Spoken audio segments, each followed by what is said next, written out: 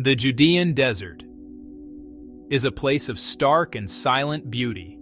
It stretches east from Jerusalem, a vast expanse of rock and sand that descends toward the Dead Sea.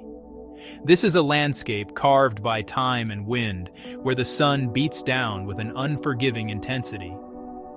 For centuries, its deep canyons and towering limestone cliffs have held secrets.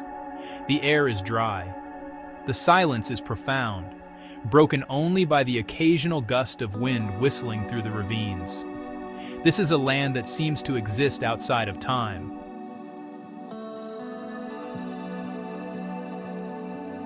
It is a world of stone, dust, and immense open skies. Here, along the northwestern shore of the Dead Sea, the cliffs are riddled with openings. These are not just holes in the rock, they are caves, dark and mysterious, that have served as shelters for nomads, hideouts for rebels, and tombs for the forgotten. Each one is a potential time capsule, protecting its contents from the harsh desert elements. They have witnessed the rise and fall of empires. Roman legions marched through these valleys. Jewish rebels sought refuge within these very cliffs. The caves have been silent witnesses to history, preserving whatever was left inside them by people who lived and died thousands of years ago. In the spring of 1947, this ancient landscape was the quiet domain of Bedouin shepherds. They guided their flocks of sheep and goats through the winding wadis, searching for sparse vegetation. Their lives followed the rhythms of the seasons, a pattern unchanged for generations. The desert was their home, and they knew its every feature. They knew where to find water, where to seek shade, and which paths to follow through the treacherous terrain. To them, the caves were simply part of the landscape, familiar landmarks in a world that rarely changed. They had no idea that one of these ordinary caves was about to yield an extraordinary treasure. This land, so empty and remote, was on the cusp of revealing a secret that would shake the foundations of biblical scholarship. The story of the Dead Sea Scrolls does not begin in a grand library or a university. It begins here, in this rugged wilderness, with a simple act of chance.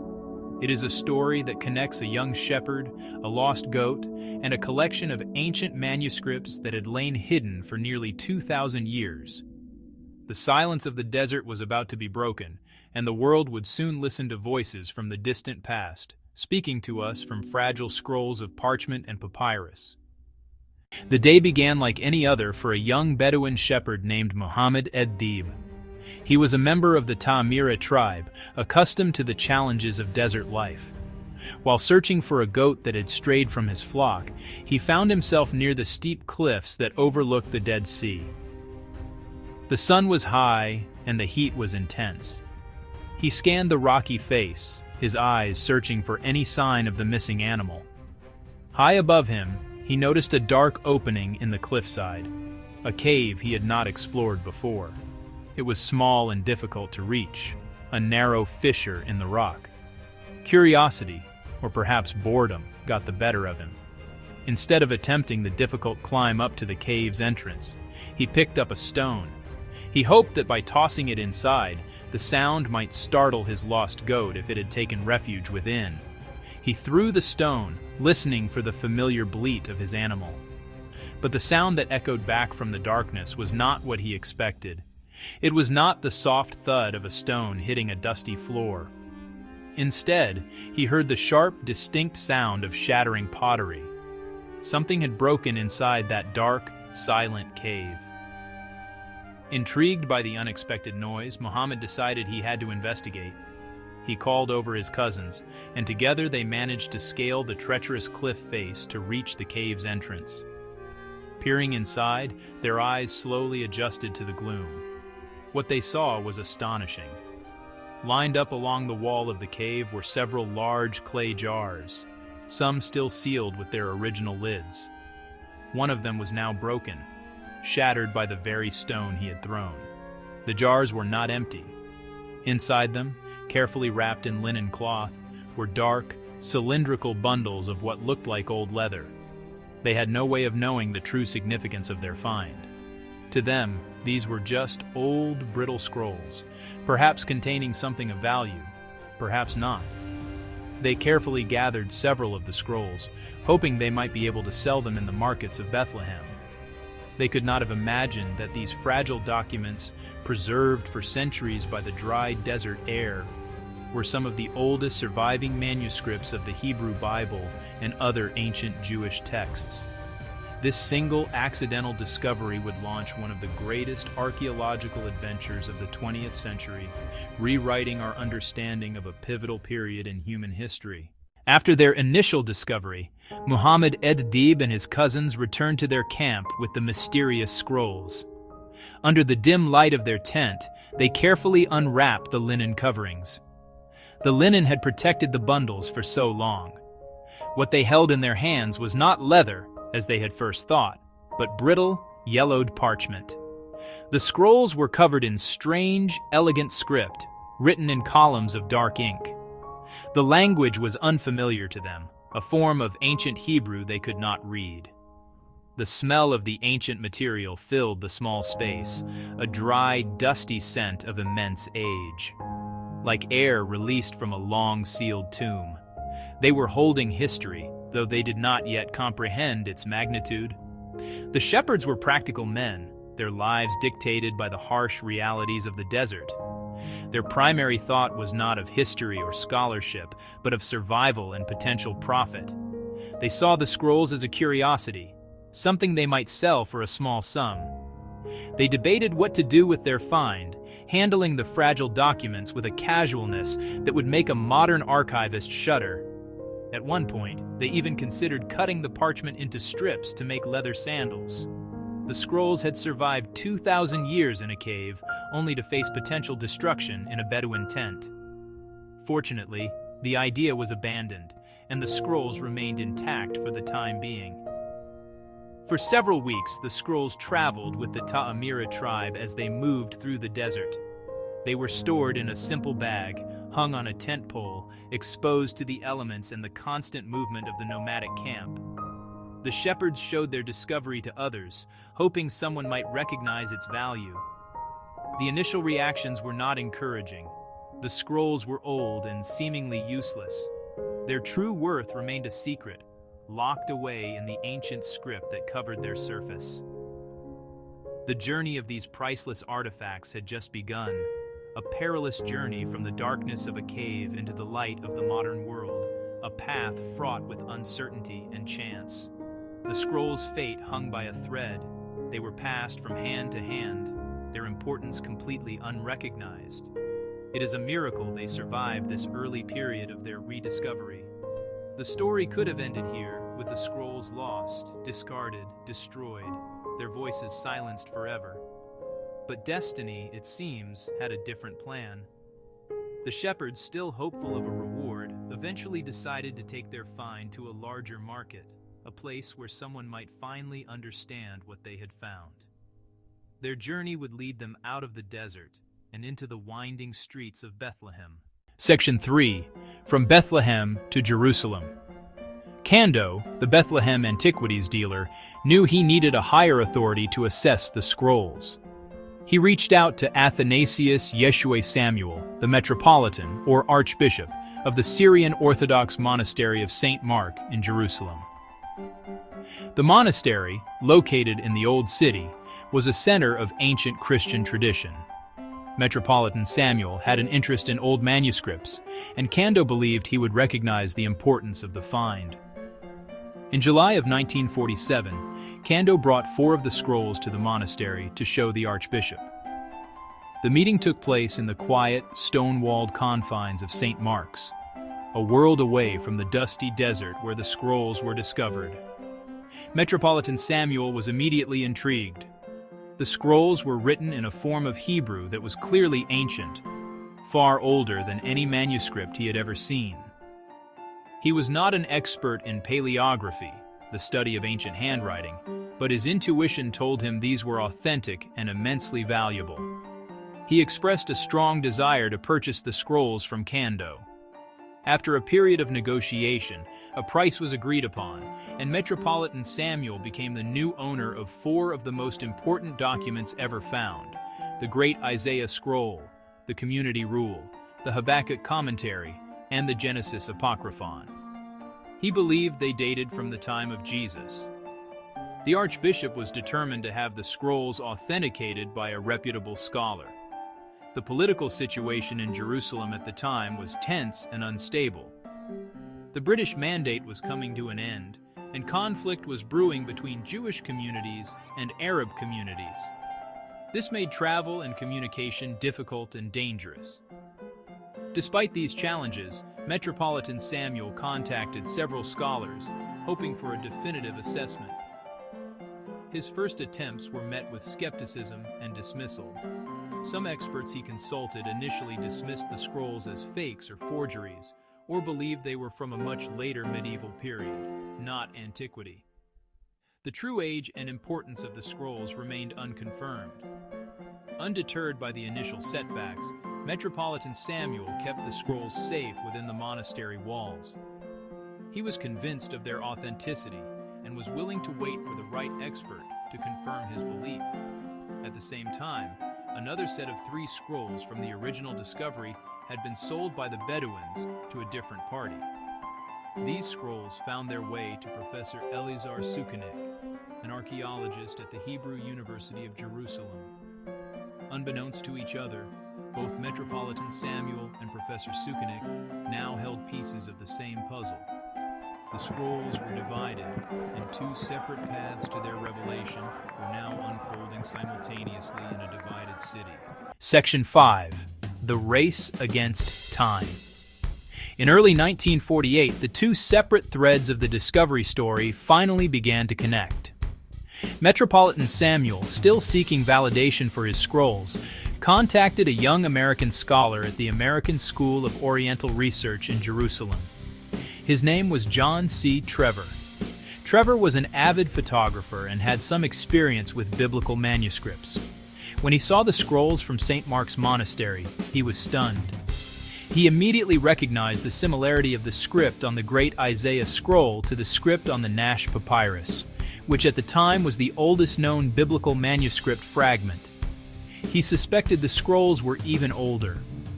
Trevor carefully photographed the scrolls, working quickly under difficult conditions. He knew the images would be crucial for study by other scholars around the world. He sent a set of prints to William F. Albright at Johns Hopkins University. Albright's response was swift and definitive. In a letter that has since become famous, he confirmed Trevor's suspicions, writing, "My heartiest congratulations on the greatest manuscript discovery of modern times. I should prefer a date around 100 BC. What an absolutely incredible find." This was the independent, authoritative confirmation Metropolitan Samuel had been searching for. Just as the scroll's immense importance was being confirmed, the political situation reached a breaking point. The 1948 Arab-Israeli War erupted, and Jerusalem became a battleground. The safety of the manuscripts was in jeopardy. Professor Sukenik secured his 3 scrolls at the Hebrew University. Meanwhile, Metropolitan Samuel, fearing for the safety of his own collection, smuggled his 4 scrolls out of the country. He traveled to Lebanon and eventually to the United States, hoping to find a buyer and ensure their preservation.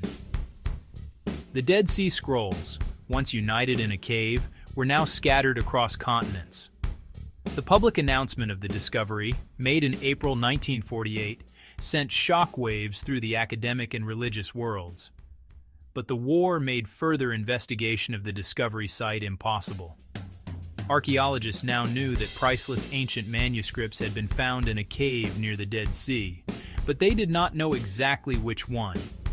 The Bedouins were the only ones who knew the location, and they were busy searching for more scrolls to sell. It became a race against time. Archaeologists had to locate the original cave, secure it, and begin a scientific excavation before looters destroyed the invaluable archaeological context forever. The adventure had only just begun. With the authenticity of the scrolls confirmed and the War of 1948 drawing to a close, archaeologists faced one urgent task: find the source. The Bedouins knew the location of the first cave but were keeping it private while they searched themselves. Academics needed to pinpoint the site to stop looters and excavate properly. The area was under Jordanian control, so official digs required the Jordanian Department of Antiquities. Gerald Lancaster Harding and Roland DeVoe led the official search. They were racing against treasure hunters. The breakthrough came in early 1949. After a long search through rugged terrain, the team was led to the original cave, Cave 1. It had been emptied by the Bedouins. Archaeologists still found pottery and linen fragments, and hundreds of tiny manuscript fragments the looters missed. This proved the cave was the source, but the story was far from over. Nearby, they spotted a ruined site called Qumran. Qumran sat on a dry marl plateau, under a mile south of Cave 1 overlooking the Dead Sea. At first it looked like a small Roman fort. Father DeVoe suspected a direct connection to the scrolls. Why hide a library of sacred texts in such a remote place? Maybe the people of the settlement wrote the scrolls, studied the scrolls, and ultimately hid the scrolls. The proximity wasn't a coincidence, and that idea drove the next phase. They decided to excavate Qumran. From 1951, DeVoe led 5 seasons of digs. They uncovered a physical context for the manuscripts. They peeled back layers of dust to reveal a unique community footprint. They found rooms for communal dining workshops, ritual baths, and a scriptorium, a place for writing. The silent ruins began to tell the story of the people who likely guarded the scrolls. The archaeological evidence from Qumran, combined with the cave texts, lets us reconstruct daily life. Their existence was highly structured and centered on religious observation. Days began before dawn with prayer and study of sacred texts. They believed they were living in the final days, preparing for an apocalyptic war between good and evil. Life was governed by strict rules aimed at perfect ritual purity and righteousness. This was no place of comfort. It was a spiritual fortress. Communal meals were central. These were solemn religious ceremonies. Before eating, members immersed themselves in ritual baths. Then they gathered in the assembly hall in white garments. A priest blessed the meal, and they ate in silence. The texts describe a strict hierarchy: priests, Levites, lay members, each seated by rank. The shared meal symbolized unity and their covenant with God. Much of the day was labor. The community had to be self-sufficient in the harsh desert environment. Pottery workshop, tending date palms and crops, managing livestock, and the scriptorium. In the scriptorium, they copied the Hebrew Bible and wrote their own documents, community rules, commentaries on the prophets, hymns of praise. This was sacred work, preserving God's word and their teachings. At evening, they gathered again for prayer and a communal meal.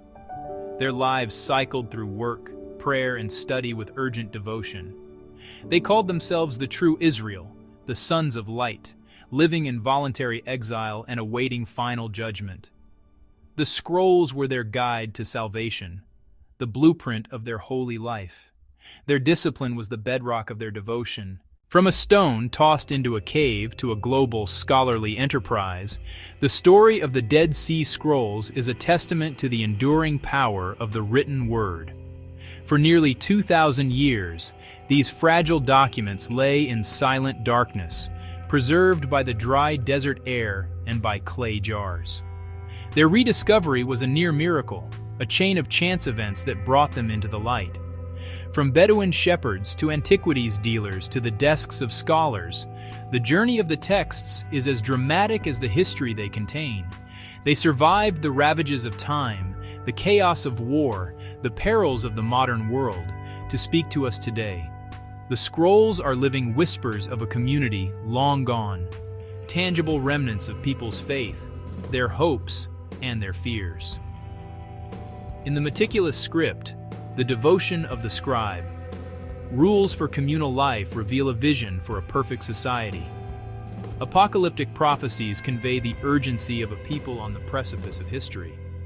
Not dry academic texts, but intensely human documents, passion and conviction of those who wrote them, studied them, and hid them away for a future they were sure would soon arrive. The work is not over. Scholars study thousands of fragments, using multispectral imaging to read what the eye cannot. Debates about the Qumran community and interpretation of writings continue to animate the field. The scrolls keep giving, yielding new insights as analysis grows sophisticated. History is not a closed book, but an ongoing investigation, a dialogue between present and past. Voices from the caves may be faint, but we are learning to listen more closely than ever. A lesson in preservation and discovery. Priceless treasures hidden in desolate places, waiting for a curious hand. Cliffs and caves of the Judean desert, once thought empty, were a library and sanctuary for voices 2,000 years old. These voices still matter. They tell us about origins of sacred texts, illuminate the world that shaped great religions, and stand as a monument to faith in the face of destruction. The whispers from the wilderness endure, a timeless echo from a cave to our canon.